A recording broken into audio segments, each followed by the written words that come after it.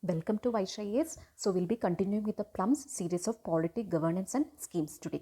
Okay, so if you're new to this channel, please consider subscribing this channel so that you will be getting daily free updates on UPSC. And if you're looking for a good quality test series, then you can contact the number which is given on the screen 7200681675.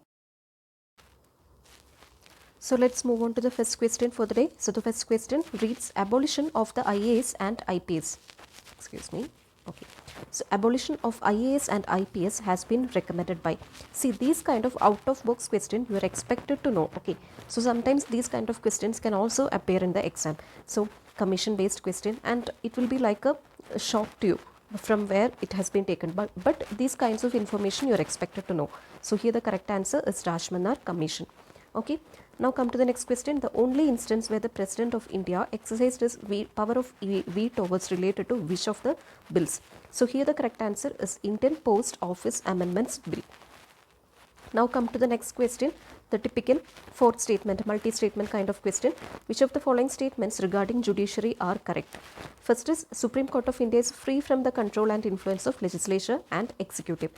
Okay, so even though this is an extreme statement, it is correct because we have to ensure the independence of judiciary. For this, this is must. Okay, so this is correct. So 1, 1, 1. D is eliminated. Subordinate courts are at the head of the judicial hierarchy of a state. No. High Court is at the hierarchy. High Court is coming at the topmost hierarchy with respect to a state. So 2 is wrong. So eliminate 2. This and this eliminated. Okay. So answer should be between B and C. Come to the next. Chief Justice and other judges of High Court are appointed by Governor. No, it is false. Don't read the rest. Okay. This is anyway false.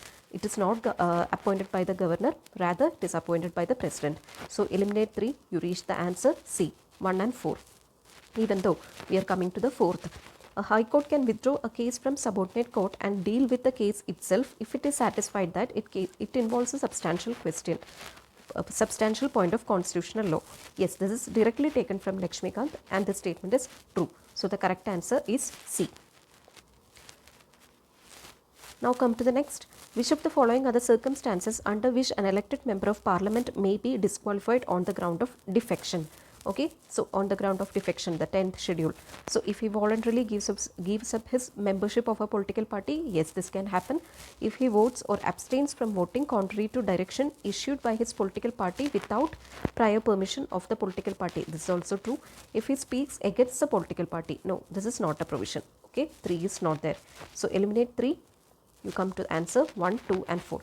If he joins a political party other than the party on whose ticket he contested. Okay, so most of the questions you can do by elimination also. Okay, now come to the next question. So here the correct answer was B. Okay, now come to the next question. Which of the following statements regarding literacy in India are correct? A person who can read only but cannot write is defined literate. No, this is not true. A person, so eliminating 1 only we can reach the answer 2, 3 and 4, but we will look at the other statements also.